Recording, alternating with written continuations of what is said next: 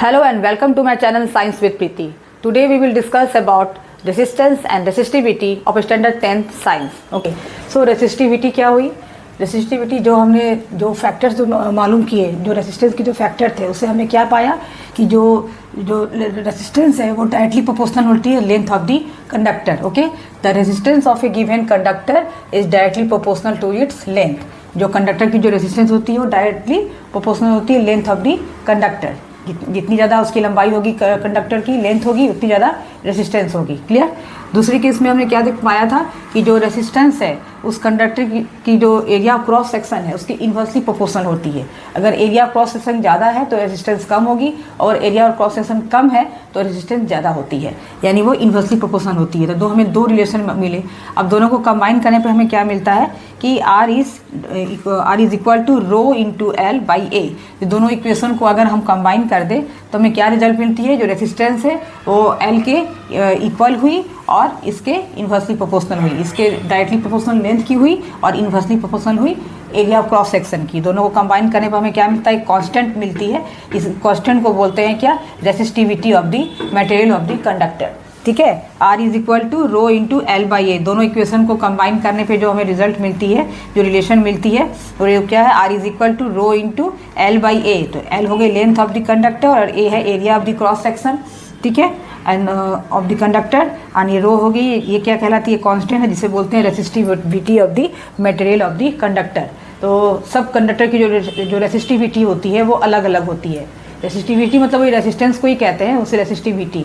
तो सबकी अलग अलग होती है. जैसे मैंने कहा कॉपर की, सिल्वर की, इसकी रेसिस्टिविटी क्या होती है? बहुत ही कम होती है, जिसकी वजह से इसमें फ्री इलेक्ट्रॉन्स आराम से मूव करते हैं, इजीली मूव करते रहते हैं, तो उसमें करंट फ्लो होती है, इसलिए गुड कंडक्टर्स कहलाते हैं.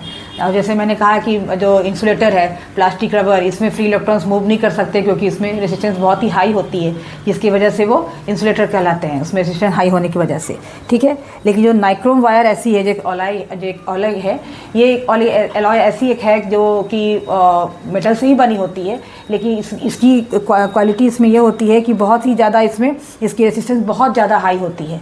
वो जब रेड हॉट हो जाए, बहुत ज़्यादा टेम्परेचर में अगर रेड हॉट भी हो जाए तो वो ऑक्सीडाइज नहीं होती, वो बर्न नहीं होती. इसकी वजह से इसे हम लोग रूम हीटर में या फिर जैसे गीज़र हुआ, ये सब में, आयरन में, इलेक्ट्रिक आयरन में, ये सब चीज़ में नाइक्रोम वायर को यूज़ करते हैं क्योंकि उसकी जो रेसिस्टिविटी है बहुत ज़्यादा हाई होती है. क्लियर. ओके.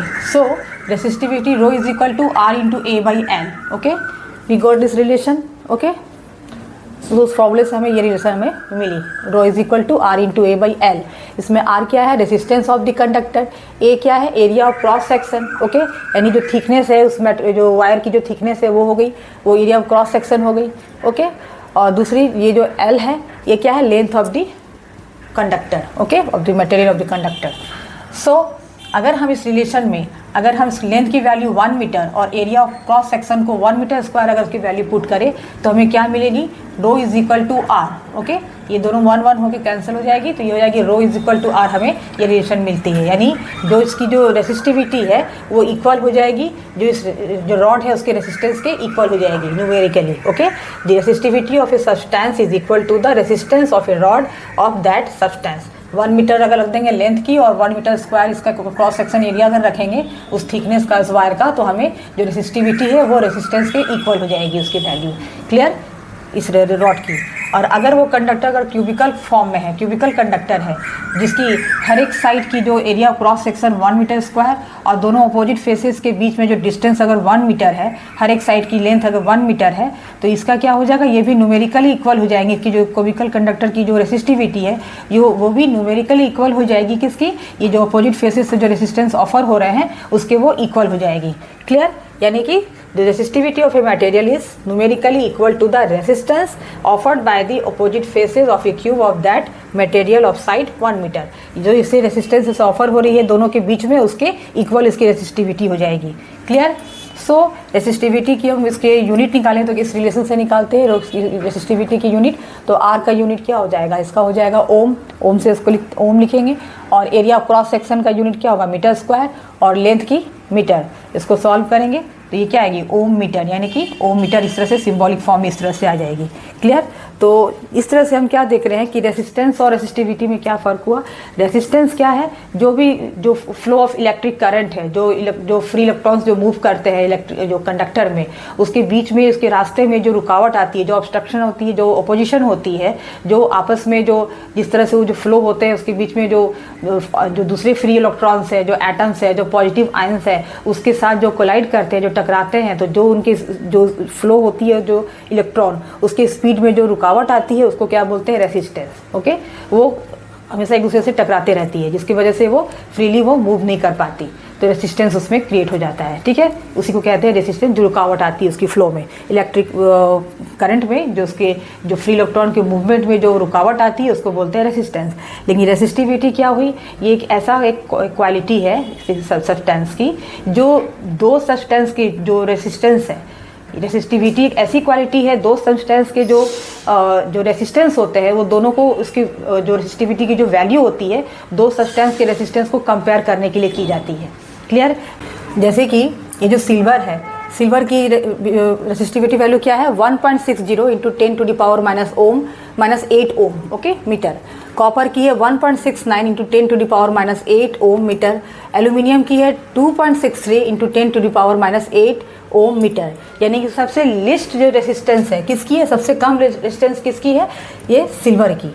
ठीक है, तो सबसे कम रेसिस्टेंस होने की वजह से इसकी जो कनेक्टिविटी पावर सबसे ज़्यादा है, ये गुड कंडक्टर ऑफ इलेक्ट्रिसिटी कहलाती है। ओके, सबसे बेस्ट होती है। और कॉपर और एल्युमिनियम जो है ये इसके बाद आती है। तो ये सब क्या हुआ, आपस में सबके रेसिस्टेंस जो हम लोग कंपेयर कर रहे हैं इस अलग अलग मेटल की, इससे क्या होता है, इसकी हम क्या मालूम कर रहे हैं, जो वैल्यू है वो कहलाती है रेसिस्टिविटी वैल्यूज़। ठीक है, जो भी हम लोग मालूम कर रहे हैं सबके रेसिस्टेंस को कंपेयर करके, वो कहलाती है वैल्यूज़ ऑफ रेसिस्टिविटी। क्लियर? अलग अलग मटेरियल का क्वालिटी को इस तरह से हम लोग फाइंड आउट करते हैं उसकी वैल्यूज ऑफ रेसिस्टिविटी से, उसकी कंडक्टिविटी को, उसको रेसिस्टेंस मालूम करके ही कर पाते हैं कि कौन सी गुड कंडक्टर है और कौन सी बैड कंडक्टर है, कौन सी इंसुलेटर है। और जैसे कि अलॉयज़ है, इसमें हम क्या देख रहे हैं, जो नाइक्रोम है सबसे बेस्ट होता है। ये क्या है, 100 इंटू 10⁻⁻8 ओम इसका जो पावर होता है। क्लियर? इसके रेसिस्टेंस होते हैं। सो ये किस किस चीज़ से बनी होती है, ये होती है nickel 60%, chromium 12%, manganese 2% and iron जो है 26% होते हैं। ये सारे जो मेटल्स मिल करके नाइक्रोम जो वायर होती है वो बनती है, जो नाइक्रोम की जो अलॉयज़ होती है वो बनती है। तो इसकी जो रेसिस्टिविटी जो वैल्यू होती है वो सबसे ज़्यादा हाई होती है। ठीक है, सबसे हाईएस्ट इसकी रेसिस्टिव वैल्यू होती है। तो रेसिस्टिविटी वैल्यू सबसे ज़्यादा हाईएस्ट किसकी होती है, नाइक्रोम की, और सबसे लोवेस्ट किसकी होती है, सिल्वर की। क्लियर? इसलिए ये गुड कंडक्टर ऑफ इलेक्ट्रिसिटी कहलाती है। ये सब जो है, ये कॉपर एल्युमिनियम जो है, ये सब इसमें भी जो है इसकी जो रेसिस्टेंस कम होती है, तो ये भी जो क्या है, गुड कंडक्टर ऑफ इलेक्ट्रिसिटी है। इसको हम लोग इलेक्ट्रिसिटी को ट्रांसमिट करने के लिए यूज़ करते हैं वायर में। ठीक है, तो जो भी वायरिंग होती है वो कॉपर एल्युमिनियम की बनती है। तो एल्युमिनियम थोड़ा ज़्यादा महंगा है, तो कॉपर से थोड़ा सस्ता पड़ता है, तो कॉपर वायर ही ज़्यादा यूज़ होते हैं। ओके, सो इकोनॉमिकली। और इस तरह से ये सब सारे जो है, तो कहने का मतलब क्या हुआ कि रेसिस्टेंस क्या हुई, रेसिस्टेंस जो है जो फ्लो ऑफ इलेक्ट्रिक करंट है, जो उसमें इलेक्ट्रॉन, जो फ्री इलेक्ट्रॉन जो मूव करते हैं, उनके जो रास्ते में जो रुकावटें आती हैं, जो ऑब्स्ट्रक्शन आती है, जो अपोजिशन आती हैं अदर फ्री इलेक्ट्रॉन से, या फिर जो पॉजिटिव आयंस उसमें कंडक्टर में होते हैं, या फिर उसके जो एटम्स होते हैं उसके साथ जो कोलाइड करने से जो उनकी स्पीड में जो रुकावट आती है, वो फ्रीली मूव नहीं कर पाते, आगे नहीं बढ़ पाते, उस रुकावट को कहते हैं रेसिस्टेंस। और रेसिस्टिविटी क्या कहलाई, जो दो या दो से अधिक सब्सटेंस के जो रेसिस्टेंस होते हैं उसको कंपेयर जो करते हैं, तो कंपेयर करने पे जो उसकी जो वैल्यू होती है वो वैल्यू ऑफ रेसिस्टिविटी कहलाती है, वो उसकी रेसिस्टिविटी कहलाती है। दो सब्सटेंस के रेसिस्टेंस को कंपेयर करने को, वो उस क्वालिटी को, उस मटेरियल की उस प्रॉपर्टी को रेसिस्टिविटी कहते हैं। Okay, clear?